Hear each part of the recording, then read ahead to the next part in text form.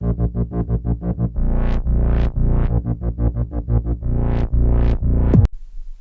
morning, SAC students. Today is Thursday, April the 4th for your KSAC News. And now over to the top story. Over the spring break holiday, a new pope was elected to lead the Catholic Church by the name of Jorge Mario Bergoglio, also known as Pope Francis. Although many evangelical Christians may disconnect or disassociate with the Catholic Church, the Pope has actually brought a more evangelical and humble approach to his prestigious position. Christian evangelist Luis Palau is a good friend of the new Pope and describes him as respectful of all sides of Christianity. Pope Francis is the first pope from Latin America and is known for his simplicity, and one of his most defining characteristics is humility. For example, in Argentina as a cardinal, he was given the opportunity to live in an archbishop's palace, but he chose not to and took a simple apartment instead. Instead of taking limousines that was entitled to him, Pope Francis used public transportation in order to connect with the people of his own community on a personal level. This new pope is also very strong on biblical moral issues such as traditional marriage and pro-life values. Also, over Holy Week, Pope Francis continued the tradition of the washing of the feet, but took an untraditional approach by washing the feet of the young prisoners from various religious backgrounds instead of members of the clergy. Overall, as evangelical Christians, it is important to be respectful of other denominations, such as Catholicism, and be proud that the new pope exalts Christ before all things and not some type of religious division. Thanks for listening, and now over to Jessica Renteria with another KSAC report. Starbucks are known for their best coffee, frappuccinos, and their delicious treats. They're also well known for their huge support for the same-sex marriage. There has been an uprising controversy which led to a recent boycott against Starbucks by the National Organization for Marriage. The National Organization for Marriage is a group of Christians fighting against the same-sex marriage. Howard Schultz, the CEO of Starbucks, replied with this statement: "If you feel respectfully that you can get a high return than 38% you got last year, it's a free country. You can sell your share in Starbucks and buy shares in another company. Thank you very much." Schultz's response shows that he doesn't care about Christians or their money, regardless of how much it could hurt the company's business. Even if the company loses money or not, that is not the real issue here. The problem is that a group of Christians are boycotting a company who supports the same-sex marriage. Christians are not helping the issue by boycotting Starbucks. They are causing more people to turn away from Christ by avoiding the problem. The same-sex marriage is now becoming the new normal in America. So what do we do with this issue, and how do we respond to it? As Christians, it is our duty to be aware of the problem, stay in support for marriage between man and woman, like the Bible says, and pray for them. Ashley is standing by at the Capitol with an update on pending Texas water bill. Ashley? Thanks, Jessica. We're here outside the state capitol in Austin, Texas, about to go inside, so let's go.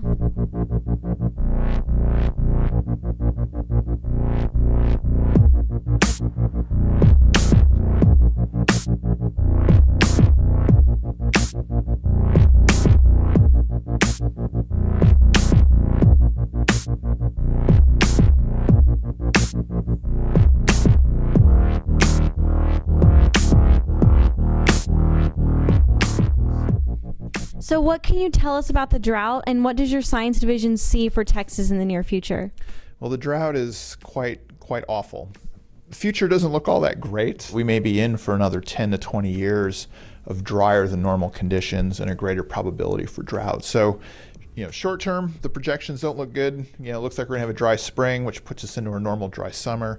And long term, it doesn't look like we're gonna come out of this cycle for maybe a couple decades. If nothing is done, by 2060, we will be 8.3 million acre feet short. Now, everyone talks about water conservation, so could you tell me what role does it play in the state water plan? Critical role. Depending on how you define water conservation, it's a third of our future water supplies for the next 50 years. So everyone is talking about Texas needing water. What is the state water plan, and how does it work, and what will it cost? The state water plan came into being the way it is now in 1997 through Senate Bill 1. The Texas state water plan costs about $53 billion.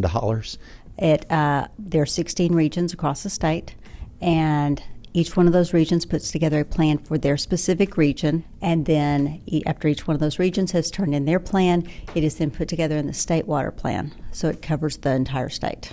So what are the economic consequences if we fail to provide water for Texas? Well, we live in the most successful state in this country. And I've often said that the fuel that's driving this economic engine is water. And if we don't have enough water, jobs and all kinds of other challenges and problems are going to come upon us. So tell me, Representative, what are the largest issues Texas faces right now regarding water? Well, after the drought of 2011, our focus is trying to expand the inventory of water that's available to the general population centers as well as to the farming communities. We're going to have to bring new water to bear. We've got to figure out strategies to bring up the brackish water that's below the aquifers and treat it through a desalination process. We have estimates in the order of 3.7 billion acre feet of brackish groundwater in the state. And brackish groundwater means water that has a salt content of less than 10,000 milligrams per liter of salt. So what are you doing to really help with this drought and help with Texas' water problem? Well, I filed a couple of bills. One of them is to deal with the desalination of the brackish water. There's about 2.7 billion acre feet of brackish water under the good water in the aquifers. Another bill that I have is dealing with the overall process of financing the plan. What a lot of people don't realize is that a cedar tree, for instance, the ash juniper, sucks down about 30 to 35 gallons of water a day. If you have a cedar tree on your property, for instance, eradicating our cedars. And as a physician, it would sure get rid of a lot of allergies that people have to the pollen. So what do you think people of my generation can focus on to try to help? Number one, we need to educate the public. And you as youth, start there and have the youth tell their parents. Have it start at home, that your generation can help. And just as you get out on your own, doing good conservation. So I'd say educate, educate, educate. So Senator, is there anything else you'd like to say? Thank you, Ashley. Thank you for this opportunity for the interview. And I would like to say hello to the students at the San Antonio Christian School and have them partner with me to help find other creative ways for us to find water in Texas for the next generation. Hey everyone, it's Amanda Henderson with your KSAC Sports Report. Today we have the varsity track team participating in their meet at Randolph Air Force Base. And Saturday, we're going to have the varsity softball and baseball teams playing at Holy Cross at 12 and 2 p.m. Now, our winter all-state results are in, and we have 3 people who have made the all-state team. Landry Harris made all-state for men's varsity basketball, Miranda Menchaca made first-team all-state for women's varsity soccer, and Charlie Hutchinson made first-team all-state for men's varsity soccer. Congratulations, guys. And now on to Sarah with our Poll Center. Hey guys, this is Sarah Chambliss at your KSAC Poll Center. Last week we asked you if you wanted Saks to bring in ebooks for high school next year. 97% of you said yes, and the other 3% said no.